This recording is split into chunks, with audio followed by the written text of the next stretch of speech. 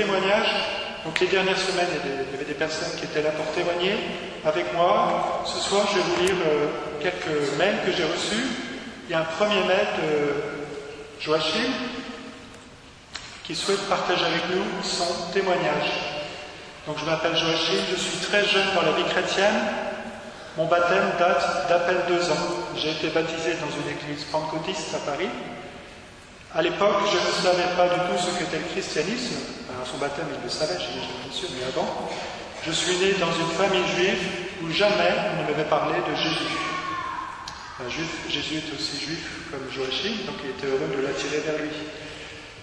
Comme cela a été prophétisé dans la Torah c'est la loi, j'ai entendu parler du Messie par des lèvres étrangères, des lèvres étrangères entre guillemets. Oui, parce que le Messie vient des Juifs, et le Juif, lui, entend parler de son Messie à travers des gens qui n'étaient pas Juifs. Je me souviens de ma première visite dans une église évangélique, où j'ai été convaincu par ce simple mot, une réponse directe de Dieu, une prière formulée dans le secret. Il cite cette parole de Michée qui l'a complètement bouleversé. On t'a fait connaître, ô homme, ce qui est bien, ce que l'Éternel demande de toi, c'est que tu pratiques la justice, que tu aimes la miséricorde, et que tu marches humblement avec ton Dieu. C'est Michée, chapitre 6, verset 8. Je me souviens aussi de la première fois où j'ai assisté à un culte catholique charismatique. C'était dans votre église à Saint-Nicolas-des-Champs, donc c'était dans cette prière. Alors le mot culte, c'est un mot qu'utilisent les protestants, donc lui, comme les protestants utilisent ce mot, c'est tout à fait le droit de le prendre. Si on dit une prière pour les malades, mais c'est la même chose. J'étais dans votre église à Saint-Nicolas-des-Champs, je venais dans l'espoir d'obtenir une guérison du diabète, mais aussi pour assister à un culte catholique. C'était la toute première fois. Pendant le culte, j'ai entendu une parole du Seigneur pour moi, mais rien n'est venu. Vers la fin, quelqu'un est passé dans l'église avec cet objet que vous appelez l'ostensoir. Donc l'ostensoir, c'est là où il y a le Saint-Sacrement, mais comme il était baptisé dans l'église évangélique, il ne sait pas ce que c'est, il ne connaît pas la présence réelle de Jésus dans l'Eucharistie et surtout pas l'ostensoir, qui est proprement utilisé dans l'église catholique pour que Jésus passe au milieu de nous dans ce pain qui est devenu son corps. Donc je n'avais jamais vu cela de ma vie. J'ai vu que des gens s'agenouillaient devant cet objet. Pendant que l'ostensoir passait, le prêtre disait « Le Seigneur passe parmi vous ». Je n'en revenais pas tellement cela me semblait absurde. Dans mon esprit, sans prononcer un mot, j'ai aussitôt prié le Seigneur, je lui ai dit « Seigneur, je ne crois absolument pas que tu sois dans cette espèce de machin bidule. Pour moi, c'est de la superstition, mais je comprends que les hommes aient besoin d'objets et de symboles pour croire, même si cela est normalement interdit dans tes 10 commandements. » Bon, je ne sais pas comment il a interprété les commandements, mais voilà, très bien. Je pense que pour ceux qui y croient, tu es vraiment en esprit dans cette chose, et à travers elle, c'est toi qui vénères. Mais permets-moi de ne pas m'agenouiller devant cet objet fait de ma donne. Donc, la seule chose qu'il n'avait pas compris, qu'au sang de l'ostensoir, il y a le pain qui est devenu le corps de Christ. Vers la fin du culte, une parole de connaissance annonçait des guérisons, et puis il y a eu soudain une parole. Il y a quelqu'un dans l'assemblée qui, en voyant l'ostensoir, a pensé très fort, mais qu'est-ce que c'est que ce machin? Il ne savait pas ce que c'était. Il a dit au Seigneur, je ne crois pas que tu sois vraiment présent dans ce truc.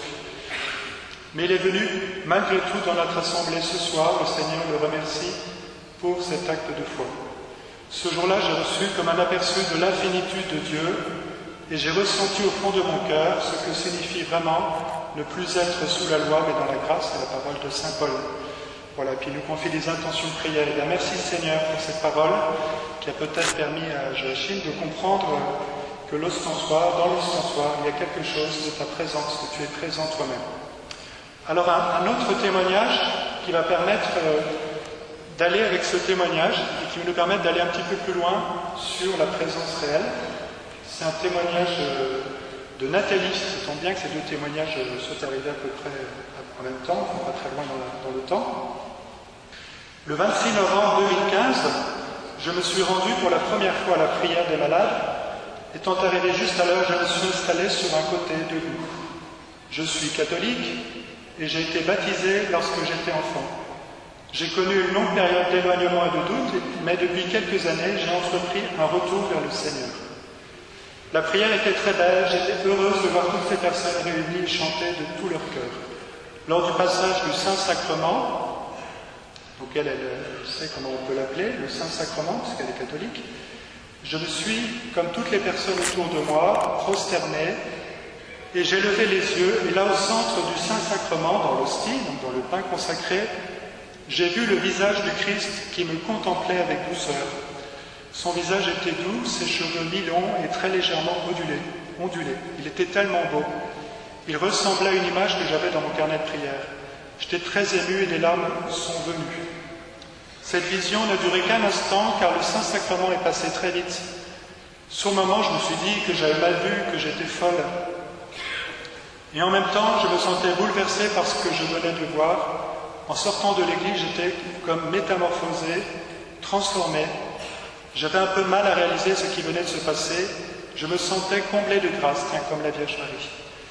J'en ai parlé à l'ami qui m'accompagnait, mais je ne réalisais pas vraiment. Je me demandais encore si j'avais bien vu. Mais en même temps, le message était clair. Jésus venait me signifier par son visage, sur cette hostie, l'importance de l'Eucharistie. Depuis cette vision, je ne peux plus communier de la même manière. J'ai enfin réalisé au plus profond de moi-même que cette hostie que nous avons la grâce de recevoir lors de la messe est bel et bien la chair même de Jésus. C'est un cadeau inestimable dont je ne mesurais pas l'importance et n'en aurais pas avec tout le respect que j'aurais dû, même si j'étais quand même assez respectueuse. Depuis cette révélation, je suis retourné à Saint-Nicolas-des-Champs, mais je n'ai jamais revu le visage de Jésus. Le Saint-Sacrement est là, mais il n'avait plus le visage de Christ au centre. J'ai longtemps hésité avant de donner ce témoignage, car je considérais que ce n'était pas vraiment une guérison. C'est un ami qui m'a encouragé à le faire. Je remercie le Seigneur de m'avoir donné cette grâce immense, car cette vision a opéré en moi une grande guérison spirituelle, et je souhaite à tous mes frères et sœurs de découvrir et de redécouvrir ce cadeau immense et la joie de ce miracle permanent qu'est l'Eucharistie que Dieu nous offre par amour et pour nous sauver. Voilà, merci Nathalie pour ce magnifique témoignage. Voilà, donc ce soir je ne donnerai pas la reçu de guérison spirituelle, j'ai d'autres témoignages de guérison. Ce soir je voulais simplement vous donner ces deux témoignages de personnes qui ont fait l'expérience de la présence de Jésus dans le Saint-Sacrement. Voilà, comme Zachée, ils l'ont reçu dans leur demeure, ils ont rencontré Jésus et ça a transformé quelque chose dans leur vie. Voilà. Nous allons maintenant demander au Seigneur de nous-mêmes faire aussi cette expérience de sa rencontre ce soir, de venir guérir des personnes, puisqu'il en guérit beaucoup dans cette assemblée. Nous savons qu'il peut tout faire, comme il y a 2000 ans, il est là au milieu de nous et il nous aime. Amen.